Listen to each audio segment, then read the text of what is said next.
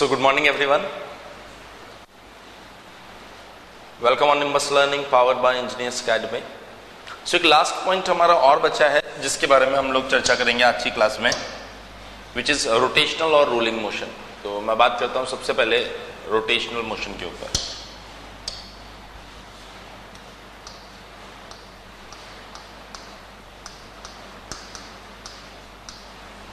Rotational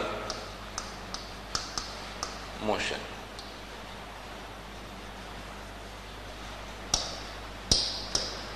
देखिए rotational motion क्या होता है. When a body moves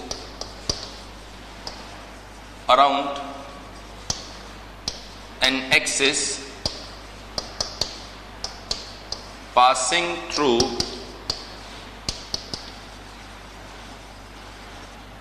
itself.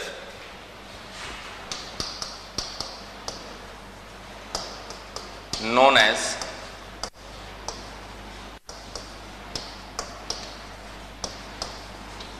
Rotational motion. देखिए बहुत ही सिंपल सी कहानी है. वो बोल रहा है एक बॉडी आपको दी गई है और एक एक्सिस जो इस बॉडी के किसी पॉइंट से पास हो रहा है, तो इसके अराउंड अगर बॉडी मूव कर रही है तो बेसिकली इसे हम लोग क्या बोलने वाले हैं, रोटेशनल मोशन. तो रोटेशनल मोशन की डेफिनेशन बस इतनी सी है कि यहां पर बोला जा रहा है कि अगर एक बॉडी अपने किसी पॉइंट से पास होने वाले एक्सिस के अबाउट मूव कर रही होगी तो उसको बोला जाएगा रोटेशनल मोशन. मेरे ख्याल से इतनी बात क्लियर हो गई होगी. अब अगर मैं बात करूं रोटेशनल मोशन के अंदर, मान लीजिए कि ये बॉडी इस एक्सिस से पास हो रही है, इस एक्सिस के अबाउट अराउंड रोटेट कर रही है, तो एंगुलर डिस्प्लेसमेंट कितना रहेगा, थीटा, एंगुलर वेलोसिटी ओमेगा और एंगुलर एक्सेलरेशन अल्फा. तो ध्यान रखना, ऑल एंगुलर क्वांटिटीज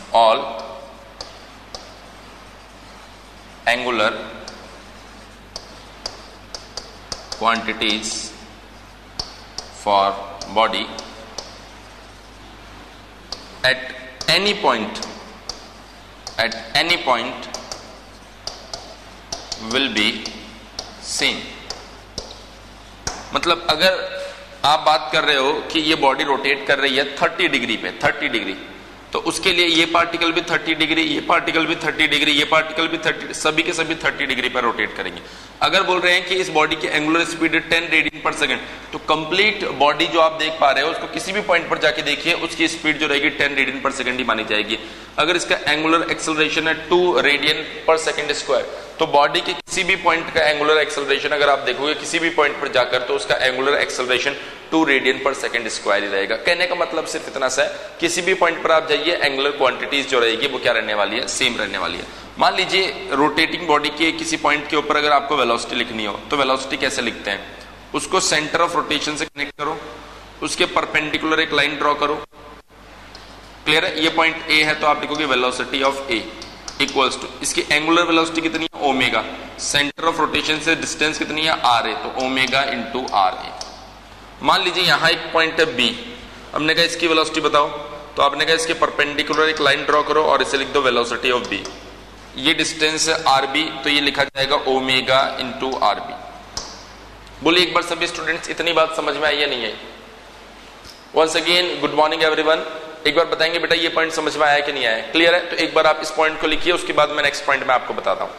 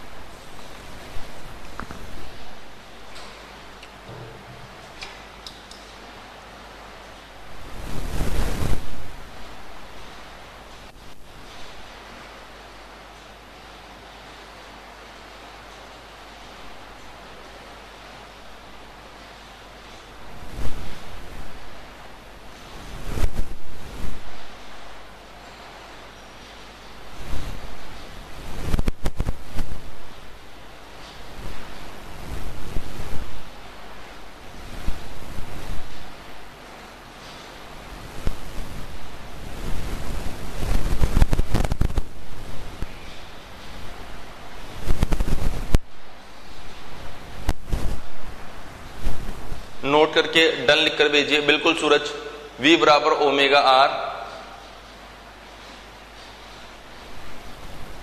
V बराबर ओमेगा आर कहां से आता है? अरे यार 11th क्लास नहीं पढ़ी क्या तुमने? जो एंगुलर डिस्प्लेसमेंट है उसमें चेंज का रेट फाइंड करते हैं, rate of change of angular displacement, तो वहां से ओमेगा आपके पास में आता है और उसको जब हम सिंप्लीफाई करते हैं तो वहां से हमें मिलता है V बराबर ओमेगा आर। ठीक है, कोई दिक्कत नहीं है, अभी के लिए आप ध्यान रखो इसे।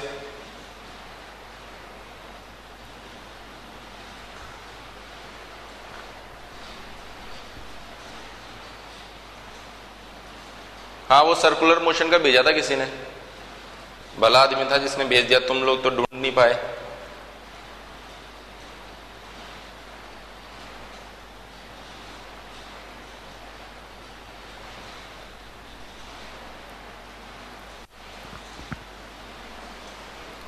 जो श्रवण ने भेजा था। हाँ, सब कुछ है लेकिन बेटा मेहनत करनी पड़ती है। अब कल मैंने बताया था सर्कुलर मोशन की वीडियो है लेकिन किसी ने ढूंढे नहीं, सिर्फ और सिर्फ श्रवण ने ढूंढे और व्हाट्सएप ग्रुप पर भेज भी दिया। मैं टेलीग्राम ग्रुप पर भी शेयर कर दूंगा, लेकिन टेलीग्राम ग्रुप पर मैं टाइम टू टाइम कुछ ना कुछ वीडियो शेयर करता रहता हूं। अब तुम लोग देखोगे नहीं तो फिर अब किसकी गलती है बताओ।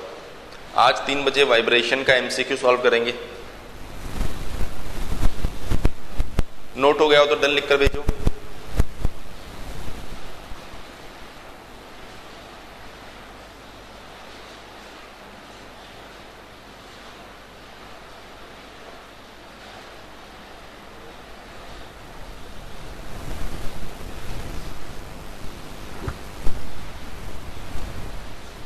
चलो देखो, जब हम लोगों ने ट्रांसलेशन की बात की थी तो वहां पर लिखा था कुछ टाइप ऑफ मोशन के अंदर मैंने बताया था 1 नंबर, जब आपके पास में वेलोसिटी कांस्टेंट हो, जब आपके पास में वेलोसिटी यहां पर क्या हो,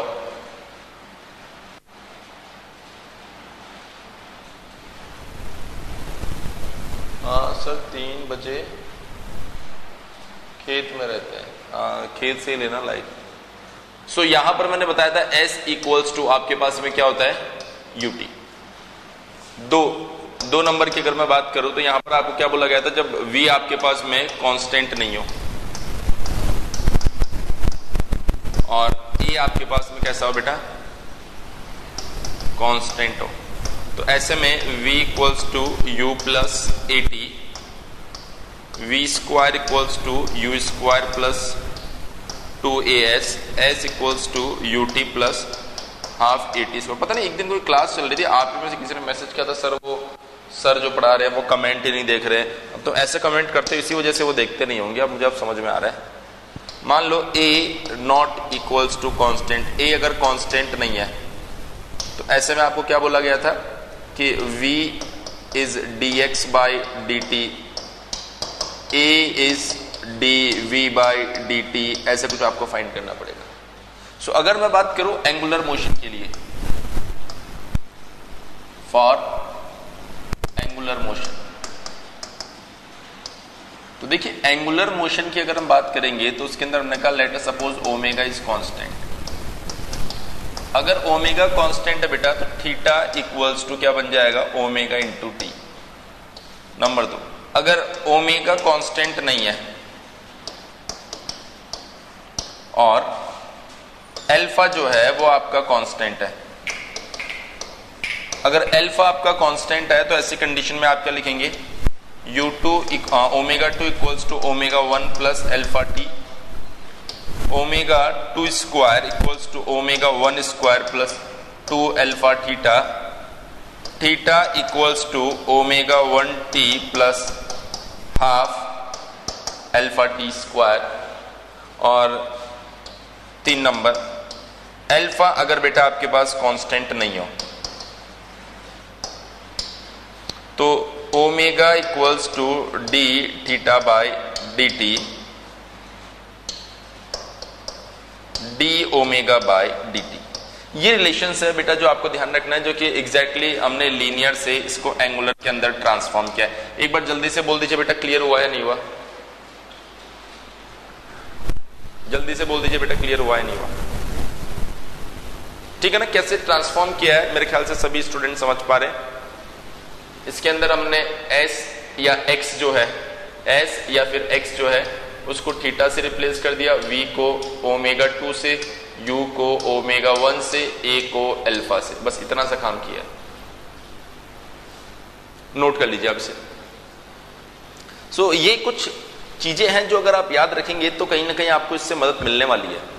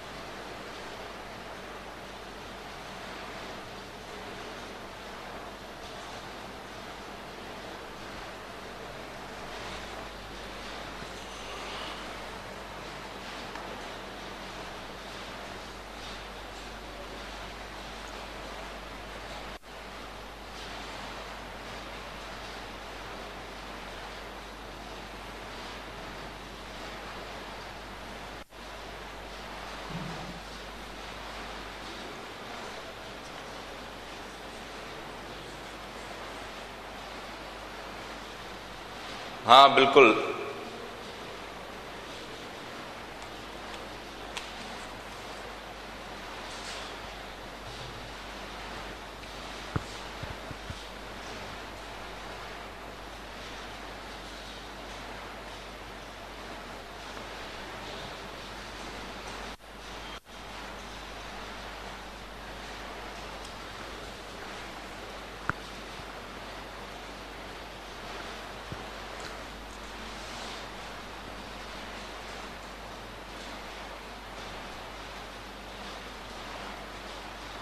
ये तो सूरज बिल्कुल सही बोल रहे हो तुम। श्रवण के कहने का मतलब ऐसा ही होगा।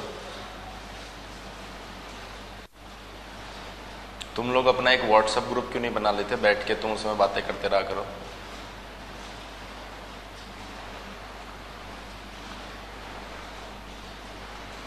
लिख लो भाई जल्दी से, 2-4 पॉइंट्स और बताने हैं यार अभी।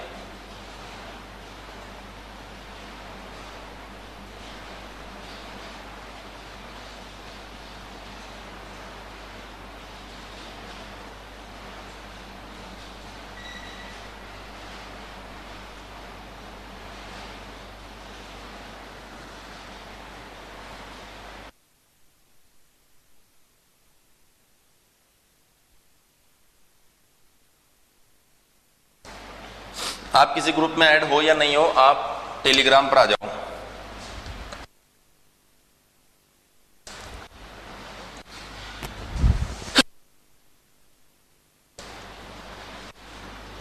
टेलीग्राम पर आ जाओ।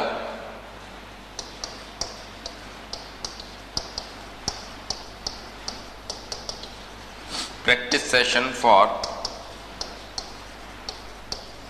मैकेनिकल, उस पर सब मिल जाएगा ढूंढने से।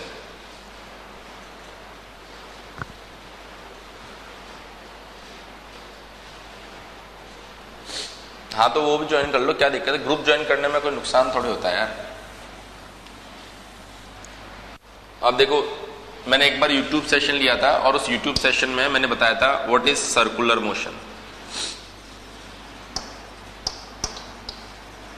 What is curvy linear motion,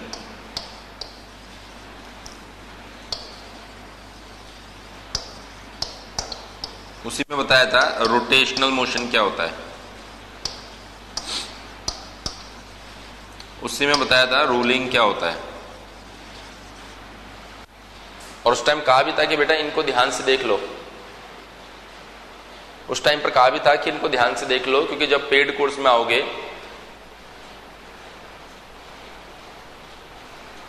अरे कर देंगे यार, तुम इसकी चिंता मत, ग्रुप बना है तो तुम्हें ऐड करने के लिए बनाना, खुद थोड़े ऐड होंगे उसके अंदर। तो देखो उस टाइम पर मैंने आपको बताया था कि आप लोग ये जो यूट्यूब सेशन लेते हैं ना, ये एक्स्ट्रा करिकुलम है आप लोगों के लिए, एक्स्ट्रा।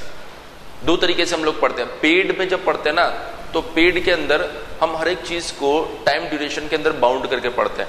तो बहुत सारी चीजें जो होती है ना, वो हम लोग बोलते हैं यार इसके लिए मैं एक यूट्यूब सेशन ले लूंगा, उस पर जाकर देख लेना। सो अब अगर जिसने देखा होगा वो यूट्यूब सेशन, तो उसको by the help of video मैंने समझाया था कि क्या होता है सर्कुलर मोशन, क्या होता है रोटेशनल मोशन, किस किस ने देखा था, क्योंकि वो बहुत पुरानी बात हो गई, शायद 4-6 महीने पुरानी बात हो गई। वो आज भी टेलीग्राम ग्रुप पर पड़े होंगे, वो वीडियोस आज भी टेलीग्राम ग्रुप पर पड़े होंगे। क्योंकि जब पेड कोर्स में पढ़ते हैं ना, तो पेड कोर्स में बेटा जिस कोर्स में आप रहते हैं ना, उस कोर्स के अकॉर्डिंग ही बात कर पाते हैं, उसके अलावा दूसरी बातें नहीं कर पाते।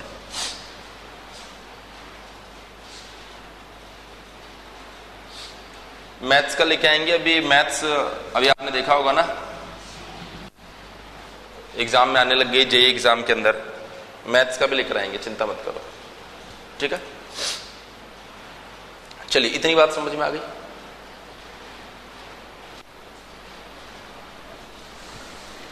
कोई समस्या नहीं है इसके अंदर, बढ़े आगे। दूसरा आता है बेटा आपके पास में नेक्स्ट अगर मैं बात करूं plane motion.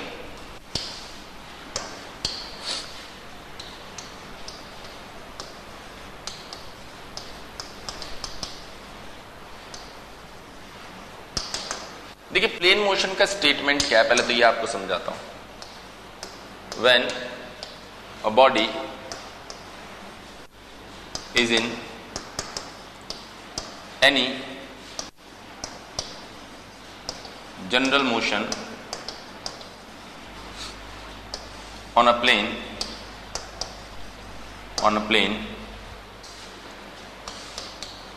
this motion is known as plane motion. This motion is known as plane motion. इस मोशन को हम लोग क्या बोलने वाले हैं बेटा, प्लेन मोशन बोलने वाले हैं। अब ये प्लेन मोशन मतलब आपने वर्ड यूज किया जनरल मोशन।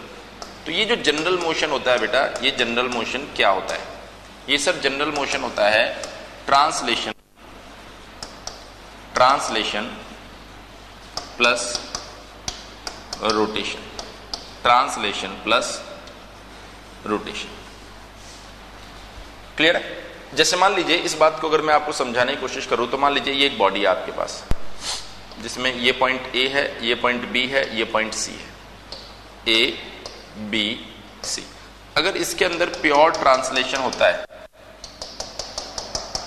इसके अंदर अगर बेटा आपको प्योर ट्रांसलेशन देखने को मिलता है, तो वापस ये सी, ये बी और ये ए, ऐसा होगा। लेकिन अगर इसके अंदर प्योर ट्रांसलेशन के साथ अगर रोटेशन आ जाता है, तो ये बॉडी कुछ ऐसी आपको दिखाई देगी, c double dash, b double dash और ये। क्लियर है? तो ट्रांसलेशन प्लस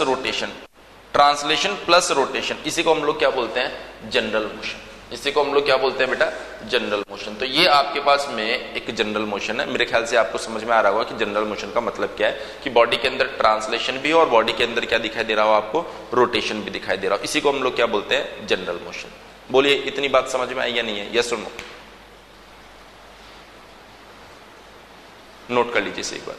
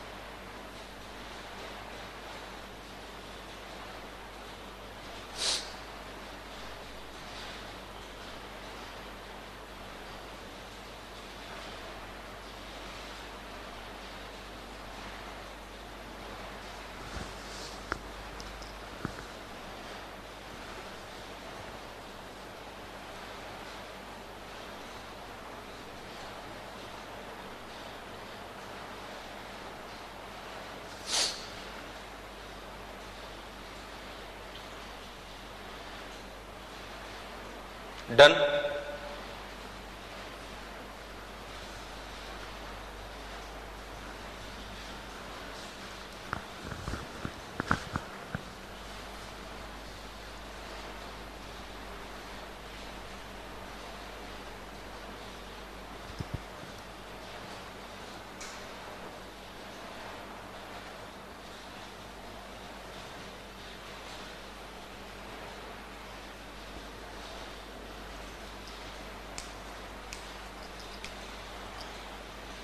डन। चलिए देखिए, इसी का एक स्पेशल केस होता है जिसको हम लोग क्या बोलते हैं, रोलिंग मोशन। जिसको हम लोग क्या बोलेंगे, rolling motion.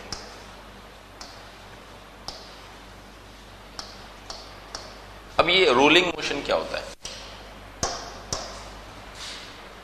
It is a special case of general motion. पहला इंपॉर्टेंट पॉइंट, ये एक जनरल मोशन का ही स्पेशल केस है। देखिए, अगर ये आपके पास में एक डिस्क है,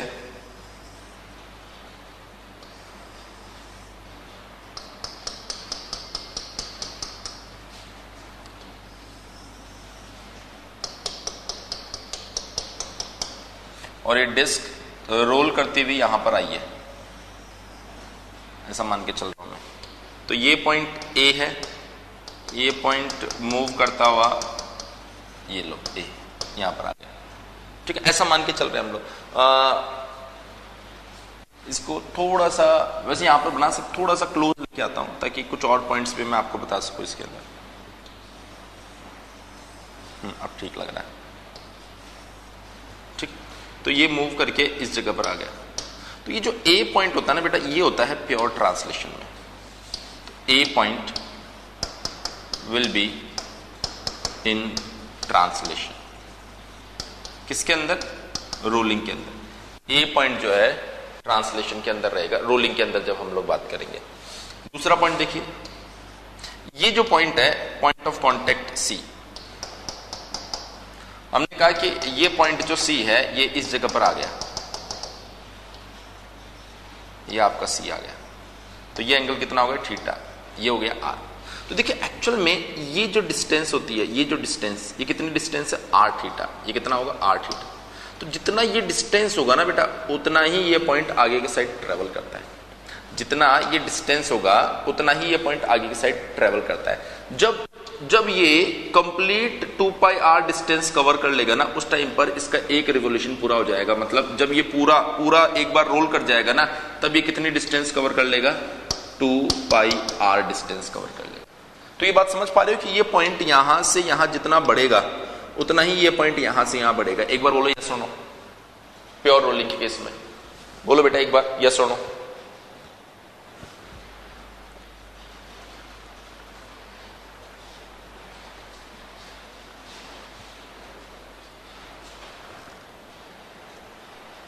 है ना, इसको ए डैश बोल दो एक बार के लिए, इसको सी डैश बोल दो, यहां लिख देता हूं सी डैश, है ना।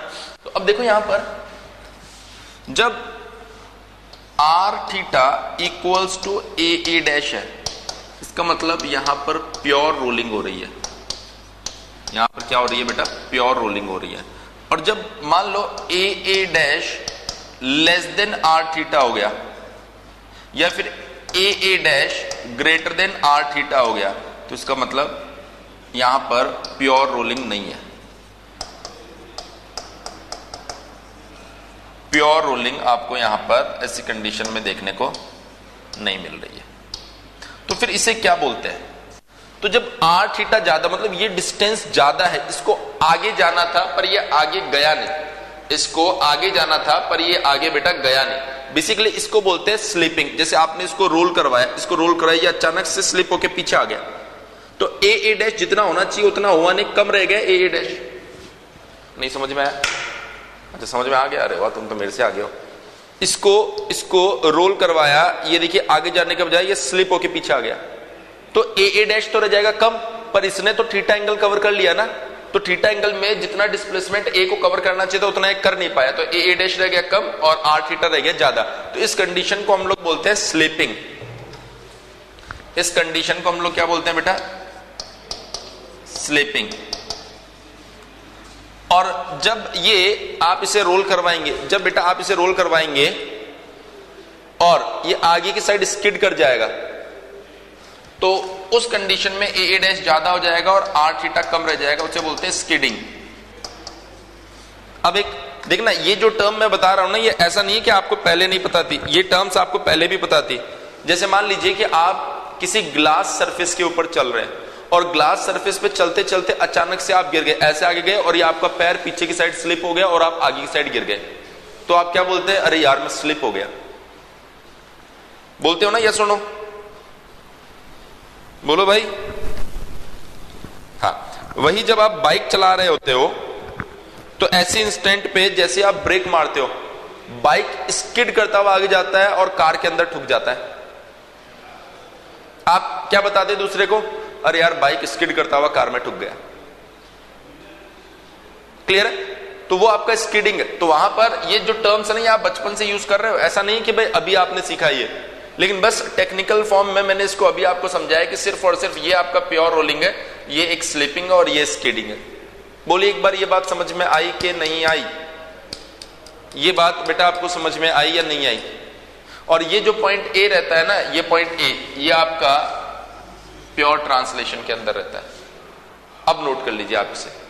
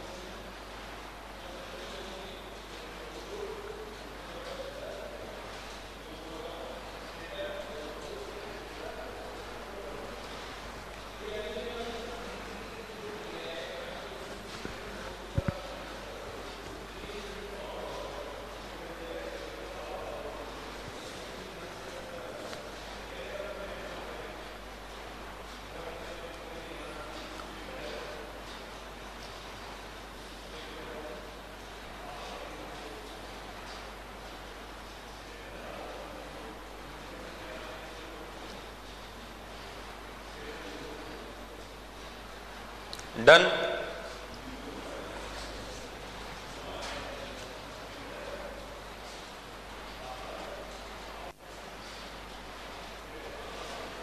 चल एक छोटा सा पॉइंट और बता देता हूं। जब आप प्योर रोलिंग की चर्चा करते हैं, जब आप प्योर रोलिंग की चर्चा करते हैं तो मान लीजिए ये पॉइंट अगर आपका सी है, ये पॉइंट अगर आपका बी है, ये पॉइंट अगर आपका डी है और ये पॉइंट अगर आपका ई है, तो इस पॉइंट के, ये पॉइंट आपने ए बोल रखा है, ये रेडियस आपके आर है, तो इस पॉइंट सी की वेलोसिटी जो होती है ना वो जीरो होती है प्योर रोलिंग के केस में। पॉइंट ऑफ कांटेक्ट की वेलोसिटी क्या रहती है? जीरो। अगर इस पॉइंट बी की वेलोसिटी आप लिखने जाओगे तो बी की वेलोसिटी होती है आपके पास में √2 are omega, √2 are omega.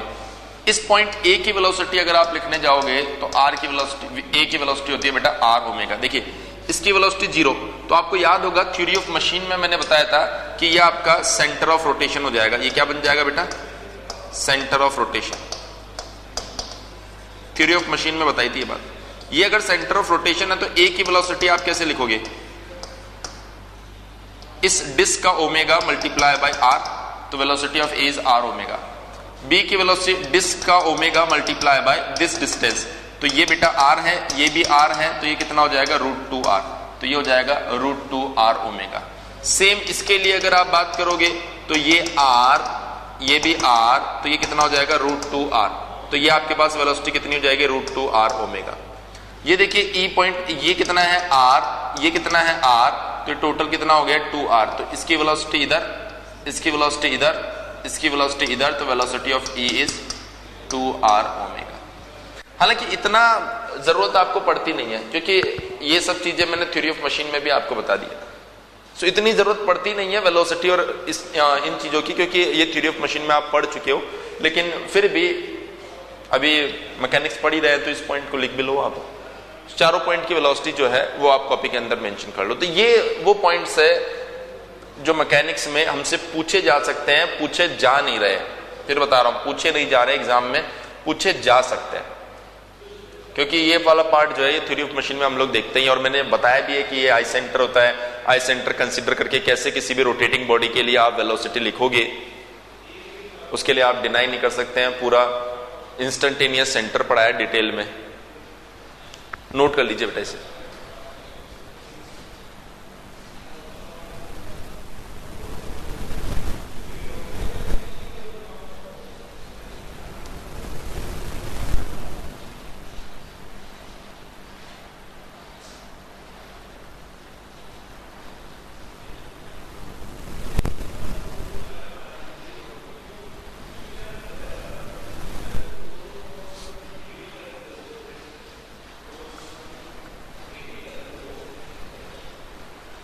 Note कर लीजिए बेटा चारों पॉइंट की वेलोसिटी कैसे दी जा रही है। ये पॉइंट पूरा का पूरा मैंने आपको थ्योरी ऑफ मशीन में पढ़ाया है।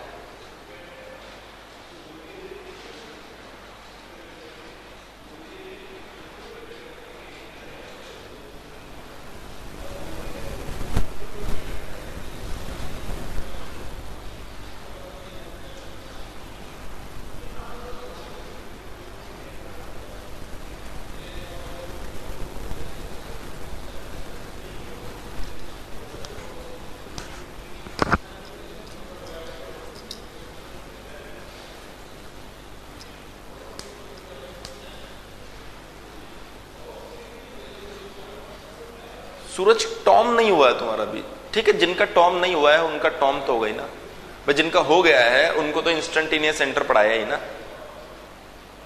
किनका टॉम हो गया एक बार बताओ जरा, क्योंकि अलग अलग बैच रहते हैं ना, मेरे को पता भी नहीं किस बैच में हो गया। मेरे को तो सिर्फ ये बताया जाता है भाई 8 बजे से क्लास है, पढ़ा दो, हम पढ़ा देते हैं।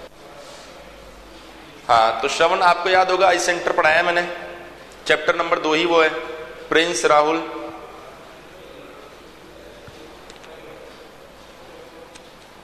सोनू कुमार, बिल्कुल।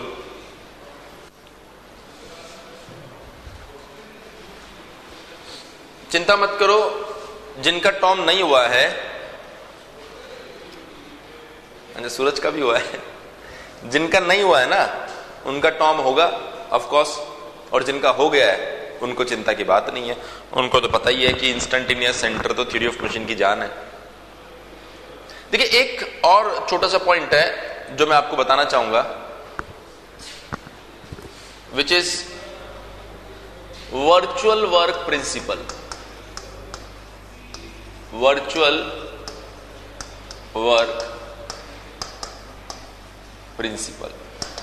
देखिए वर्चुअल वर्क का जो प्रिंसिपल है वो क्या होता है। वंस अगेन ये भी आपके सिलेबस में नहीं है, लेकिन थोड़ा सा आइडिया दे रहा हूं कि आप किसी दूसरे एग्जाम में जाएं। अब थोड़ा सा फोकस कीजिए बोर्ड पर। दूसरे एग्जाम में जाएं और वहां ये वर्ड आ जाए तो आप कंफ्यूज ना हो जाए। ये क्या बोल रहा है, when many forces acting on body or system to keep it in equilibrium, then the work done by all forces will be 0। वो बोल रहा है कि अगर किसी बॉडी के ऊपर नंबर ऑफ फोर्सेस लग रहे हो, और बॉडी इक्विलिब्रियम में है, तो ऐसे कंडीशन में हम लोग जो नेट वर्क डन होगा सभी फोर्सेस की वजह से उसको जीरो मानते हैं, और वो जीरो होता भी है। क्या मतलब है सर, ये कॉन्सेप्ट समझ नहीं आया। देखो कितना प्यारा कॉन्सेप्ट है। ये बोल रहा है, मान लीजिए ये आपके पास में एक फोर्स F1 इधर से लग रहा है, एक फोर्स F2 इधर से लग रहा है। तो हम न्यूटन के पास गए, न्यूटन को हमने बताया कि बॉडी इक्विलिब्रियम में इक्वेशन लिख के बताओ, तो न्यूटन ने कहा देखो समीशन ऑफ Fx जो है उसको इक्वल्स टू जीरो कर दो। हमने कहा ये लो प्लस F1 माइनस F2 बराबर जीरो, तो न्यूटन ने कहा F1 इक्वल्स टू F2, ये लो आपकी इक्वेशन। फिर हम डीलम्बर्ट के पास गए, डीलम्बर्ट ने कहा कि बॉडी जो है वो अगर मोशन में है तो एक इमेजिनरी इनर्शिया फोर्स लगा दो मोशन के अपोजिट डायरेक्शन में। हमने कहा कि सर बॉडी जो है वो मोशन में है ही नहीं, तो उसने कहा अगर मोशन में नहीं है तो इमेजिनरी इनर्शिया फोर्स मत लगाओ, डायरेक्ट इक्वेशन लिख दो। तो डीलम्बर्ट ने कहा कि ये देखो आपकी इक्वेशन तैयार हो गई। फिर आया वर्चुअल वर्क, अभी बताऊंगा वर्चुअल वर्क क्यों ऐड हुआ। फिर आया वर्चुअल वर्क, और वर्चुअल वर्क क्या बोल रहा है, वो बोल रहा है कि बॉडी इक्विलिब्रियम में है लेकिन फिर भी आप ऐसा मान लो कि बॉडी मूव कर रही है। तो हमने ऐसा मान लिया कि बॉडी इस डायरेक्शन में बहुत छोटा सा डिस्प्लेसमेंट मूव कर गई, और बहुत छोटा सा डिस्प्लेसमेंट मूव कर गई, तो वो बोल रहा है net summation of all forces क्या होने चाहिए, जीरो होने चाहिए। तो हमने बोला F1 कितना फोर्स कर रहा है, F1 प्लस F1 dx, जिधर डिस्प्लेसमेंट हो रहा है उधर ही फोर्स लग रहा है ना, इसलिए पॉजिटिव, जिधर फोर्स लग रहा है उसके अपोजिट डिस्प्लेसमेंट हो रहा है, इसलिए माइनस F2 dx बराबर जीरो। ये क्या बोला, work done by all forces will be zero, work done by all forces will be zero. तो dx से dx कट जाएगा और ये आ गया F1 बराबर F2, तो ये आ गई इक्वेशन। तो ये भी सेम इक्वेशन दे रहा, मतलब ये एक और नया मेथड है इस तरीके से फोर्सेस को डील करने का। सो आपको ना तो एग्जाम में फोर्स डील करना पड़ता है, ना ही वहां पे कुछ फाइंड करना होता है, आपको तो सिर्फ ये स्टेटमेंट पता होना चाहिए। सर आपने वर्क प्रिंसिपल बोलते तो मैं मान लेता है वर्चुअल वर्ड क्यों यूज किया, क्योंकि बॉडी इक्विलिब्रियम में थी, लेकिन स्टिल आपने ऐसा माना कि अगर बॉडी dx डिस्प्लेसमेंट अचीव कर रही है, तो आपने इमेजिन किया ना, तो ये वर्क जो है ये भी रियल तो नहीं है ना, इसलिए ये वर्क भी आपका क्या हो गया बेटा, वर्चुअल हो गया, इसलिए इसे बोला जाता है वर्चुअल वर्क प्रिंसिपल। बोलो बात समझ में आई कि नहीं आई सभी स्टूडेंट्स? इसके ऊपर बहुत प्यारे न्यूमेरिकल्स बनते हैं, लेकिन वो आपको नहीं करने होते हैं। जिस दिन आप गेट की क्लास में मिलेंगे उस दिन आपको इसके ऊपर ऐसे न्यूमेरिकल्स करवाएंगे कि आप नाचने लग जाएंगे बिल्कुल। लेकिन अभी के लिए आपको सिर्फ इतनी ही चीजें ध्यान रखनी होती है। तो बेटा ये सारे पॉइंट्स थे जो इंजीनियरिंग मैकेनिक्स के अंदर आपको ध्यान में रखने थे, नोट कर लीजिए इसे। ऑलमोस्ट 20 घंटे के मैकेनिक्स में तुमने 30-35 घंटे ले लिए हैं, ये भी बता दो वो भी बता दो के चक्कर में। 4 फोर्स प्रिंसिपल कहां सुन के आए हो सूरज? ये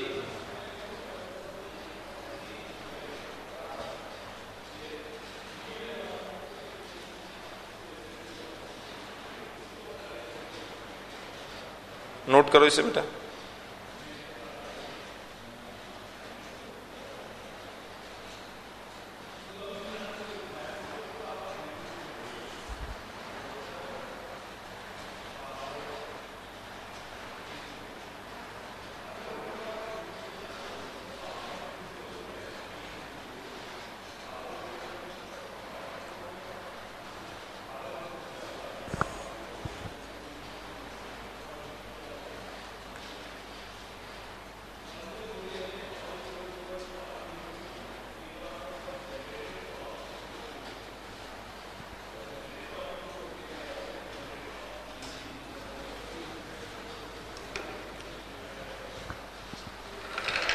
एनटीपीसी एग्जाम में था,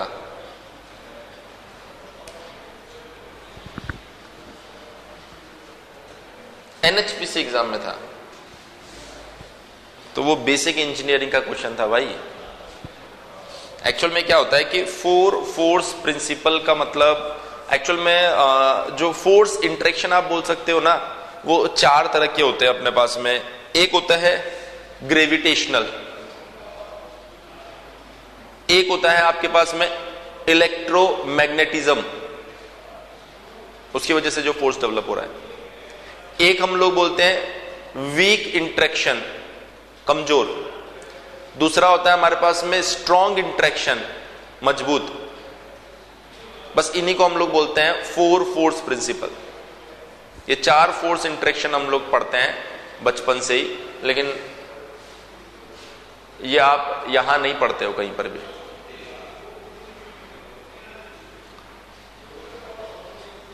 हो गया नोट?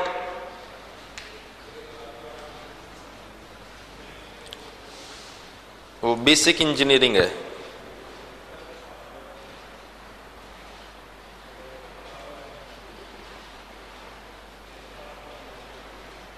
नोट किया? इतना बताओ जल्दी से सभी स्टूडेंट्स। क्वेश्चन क्या है? क्वेश्चन भेजो ना, तुम अब ऐसे केबीसी खेल रहे हो।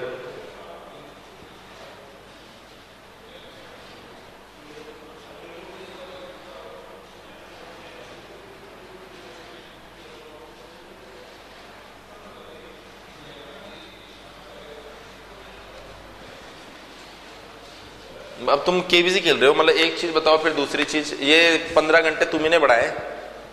क्या लिखा है इस बार? 2 फोर्स प्रिंसिपल।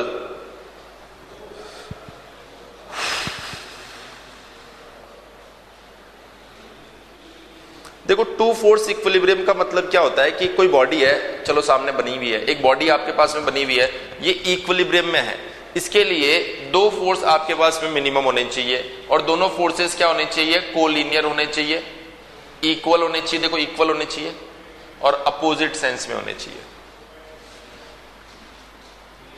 ठीक है? देखो भाई इस तरह का जो एग्जाम होता है ना, 2 तरह के एग्जाम होते हैं, मैं आपको बताता हूं। एक गेट एग्जाम और एक AE-JEE एग्जाम। तुमने देखा होगा एक बार गेट एग्जाम के अंदर मैकेनिकल का बच्चा 98 ले आया था आउट ऑफ 100। पता है क्यों? क्योंकि पूरा का पूरा सिलेबस बेस्ड होता है। वो जो सिलेबस देते हैं ना, ईमानदार होते हैं, उसी में से क्वेश्चन पूछते हैं। लेकिन ये जो एग्जाम्स होते हैं ना, इनका कोई ईमान धर्म नहीं है। ये क्या तो सिलेबस देते हैं और उसमें से 20% पार्ट वो खुद भूल जाते हैं कि ये सिलेबस में था कि नहीं था। अभी देखो इसमें बेसिक इंजीनियरिंग उसने नहीं दिया, लेकिन 25 से 30 क्वेश्चन आए ना। तो आप मान के चलो कि AE-JEE एग्जाम में बैठोगे तो 10 से 15% का हिस्सा आपको ऐसा मिलेगा ही, लेकिन जो स्टैंडर्ड एग्जाम होते हैं उसमें नहीं मिलता। तो अब इसके लिए आप कभी भी जिंदगी में, आप भले आप 10 साल तैयारी करते रहो, आप 100% सॉल्व नहीं कर पाओगे कि सर मैं पूरा का पूरा सॉल्व करके आ गया, टॉपर 100% लेकर आया।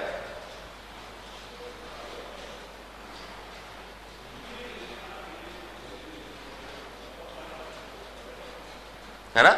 तो इसमें आप 100% नहीं ला पाओगे। तो इसमें ऐसी चीजें आएगी आएगी। कोई सा भी पेपर आप दे लो, कोई सा भी पेपर, है ना? अभी आपको पता है 16 तारीख को एक और एग्जाम है, यूपी SSC JEE। फॉर्म भरा है किसी ने?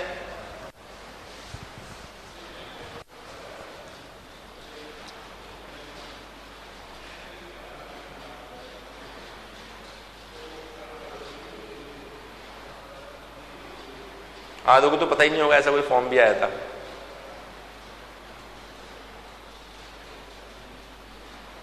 मैकेनिकल का कम सीट था इसमें। यूपी SSC मैकेनिकल का तो बहुत सीट है इसके अंदर। देखना जाके एक बार। बाकी नोटिफिकेशन मैं तो देखता नहीं हूं, मैंने देखा नहीं, लेकिन हाँ मैकेनिकल का सीट तो होना चाहिए इसमें अच्छे खासे।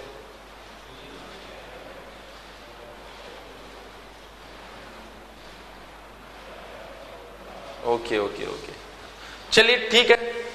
जो भी हो, कुल मिला के मेरा काम यह है कि तुम्हें मैं बता रहा था कि भाई इस तरह के 10 से 15% चीजें तो आपको मिलेगी। मतलब आप ऐसा नहीं बोल सकते कि सर पूरा मैकेनिक्स हमें आ गया, पर हाँ आपके एग्जाम में जो मैकेनिक्स के क्वेश्चन आएंगे, साथ के साथ आपके टेक्निकल में जिसकी जरूरत पड़ेगी, वो सारा मैकेनिक्स मैंने अपनी साइड से कवर करवा दिया है। तो एटलीस्ट ठीक है, कोई बात नहीं है, नहीं भरे तो एटलीस्ट ये जो चीजें मैंने आपको बताई है ना, ये सारी चीजें अब आपको पता होनी चाहिए। इसके अलावा भी अगर आप कुछ पढ़ते हैं तो बहुत अच्छी बात है। लेकिन अगर इतना भी आप पढ़कर जाते हैं तो आपका क्वेश्चन जो है 99% इससे बाहर नहीं जाता। लेकिन कभी कभार क्या होता है कि बेसिक इंजीनियरिंग में फिजिक्स का क्वेश्चन आ जाता है जो आपको लगता है कि सर ये तो मैकेनिक्स का क्वेश्चन था, तो आपको ऐसा लग सकता है कि मैकेनिक्स का ये वाला पॉइंट हमने नहीं पढ़ा है, जबकि ऐसा कोई भी पॉइंट नहीं है जो हमने टच नहीं किया है। हर एक पॉइंट को जो सिलेबस में नहीं है ना उसको भी हम टच कर करके आए, जैसे वर्चुअल वर्क। ट्रस्ट तो सिलेबस में नहीं, फिर भी पूरा पढ़ाया मैंने आपको। इसी तरीके से इंपल्स, इंपैक्ट, ये सब चीजें आपके एग्जाम में नहीं पूछी जाती है, लेकिन फिर भी टच करके हम लोग उसे जरूर आए कि अगर वो पूछता है तो हम लोग तैयार रहे। तो ऊपर ऊपर का जो क्रीम होता है ना, वो हर टॉपिक का हम लोगों ने यहाँ पर कंसिडर कर लिया है। ठीक है, सर्कुलर मोशन पूरा पढ़ा रखा है, जो किसी ने बच्चे ने लिंक भी शेयर किया था, मैं ग्रुप में भी शेयर कर दूंगा। तो ये मेरी साइड से इंजीनियरिंग मैकेनिक्स था। अब अगर आपकी कोई समस्या है, लाइक आपको कोई और कंफ्यूजन है कि सर ऐसा वैसा ये वो, तो आप लोग पूछ सकते हैं। पर जो आपका सिलेबस है उस सिलेबस से ऑलमोस्ट आप डबल चीजें पढ़ चुके हो। फिर भी अगर आपको किसी सेशन की जरूरत पड़ती है तो हम लोग अलग से यूट्यूब के ऊपर सेशन ले लेंगे, जिसके अंदर अगर आपको किसी पर्टिकुलर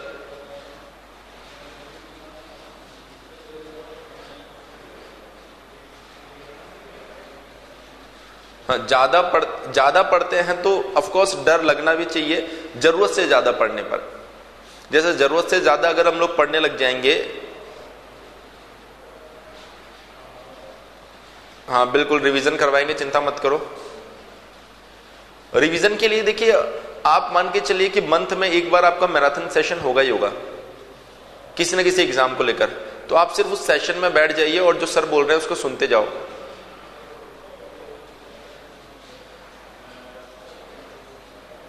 क्लियर है? आपको क्या करना है, उस मैराथन सेशन के अंदर बैठ जाना है। जनरल इंजीनियरिंग का मतलब होता है इलेक्ट्रिकल का क्वेश्चन भी आएगा, सिविल का क्वेश्चन भी आएगा, सबका क्वेश्चन आएगा। जेएसएससी जेई के लिए क्लासेस चलती है ना जनरल इंजीनियरिंग, जिसमें देखा करो सिविल की क्लास चलती है तो उसके ऊपर लिखा होता है electrical, mechanical and civil. Electrical की क्लास चलती है उस पर भी ये लिखा होता है। सो जेएसएससी जेई वाले ईमानदार थे, उन्होंने लिख दिया कि हम जनरल इंजीनियरिंग पूछेंगे, बेसिक इंजीनियरिंग। लेकिन एनएचपीसी वालों ने बताया नहीं, उन्होंने सरप्राइज पैकेज दिया। उन्होंने कहा बेसिक नॉलेज हर ब्रांच का होना चाहिए, तो अब सारी ब्रांचें पढ़ने मत लग जाना। तो रिवीजन का बहुत अच्छा तरीका वो ये, मंथ में किसी न किसी एग्जाम को लेकर एक मैराथन सेशन होगा जिसमें बहुत सारे सब्जेक्ट को रिवाइज करवा देंगे। तो उसी रिवीजन को एक बार वापस देख लेना तुम, तो उस एक दिन में आपका बहुत सारा पार्ट रिवीजन हो जाएगा, फिर अगले महीने फिर रिवीजन हो जाएगा, अगले महीने फिर रिवीजन हो जाएगा। तो एग्जाम आते आते तो वो पता नहीं कितनी बार रिवाइज हो जाएगा, तो अपने आप चीजें याद रहने लग जाएगी। ठीक है ना? चलिए, so thank you very much. ये था मेरी साइड से इंजीनियरिंग मैकेनिक्स। स्टिल मैं आपको बता रहा हूं कि मैकेनिकल इंजीनियरिंग हो, इंजीनियरिंग मैकेनिक्स हो, थ्योरी ऑफ मोशन, किसी सब्जेक्ट का कोई अंत नहीं है। जब भी यूट्यूब पर कोई सेशन में शेयर कर रहा हूं इंजीनियरिंग मैकेनिक्स से रिलेटेड, तो आप उसे जरूर ज्वाइन करें, क्योंकि मुझे पता है कि इन चीजों की भी अभी स्टूडेंट्स को जरूरत पड़ने वाली है। सो जब आप उसे ज्वाइन करेंगे वो आपके डेफिनेटली काम आएगी। अपन लोग तो मिलते ही रहेंगे, अभी 3 बजे वापस मिलने वाले हैं ना वाइब्रेशन के अंदर, कल 3 बजे फिर वाइब्रेशन में मिलेंगे, फिर ट्यूसडे से यूट्यूब पर किसी और इंडस्ट्रियल में मिलेंगे, बिल्कुल मिलेंगे, फिर ट्यूसडे से यूट्यूब के ऊपर किसी और सब्जेक्ट के साथ मिलेंगे, मिलते रहेंगे, चिंता मत करो। स्टिल बेटा अगर आपके कोई भी डाउट्स रहते हैं तो आप लोग इस नंबर के ऊपर 7742020422, ये आपका एक टोल फ्री नंबर है।